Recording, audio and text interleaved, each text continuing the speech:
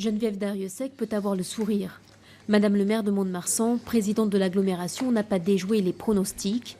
Son duo avec Pierre Mallet arrive en tête de ce premier tour avec 43,22%. Ça me fait chaud au cœur que le travail que nous faisons soit reconnu et qu'on me donne confiance pour continuer à porter tout cela au niveau du conseil départemental. Loin derrière, Renaud Laïtet, conseiller général sortant, et son binôme comptent 9 points de retard sur l'union de la droite et du centre. Renaud Laïtet qui dit avoir pâti du statut de chef de file de Geneviève Darrieussecq. La semaine qui vient, nous aurons enfin un vrai débat. Il va falloir qu'elle explique ce qu'elle ferait si elle était élue.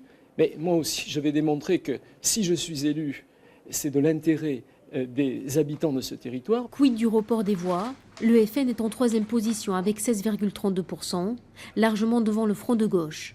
Son chef de file, Alain Bachet, candidat sur le canton Mont-de-Marsan 1, appelle à l'union de la gauche. Si on veut que ces deux cantons restent à gauche, il y a effectivement cette nécessité de se rassembler, mais ça ne peut pas se faire que sur ces cantons. Il faut qu'il y ait une démarche départementale, y compris là où nous sommes en tête. Mathématiquement, Geneviève Darrieussecq devrait remporter son premier succès dans l'Assemblée départementale.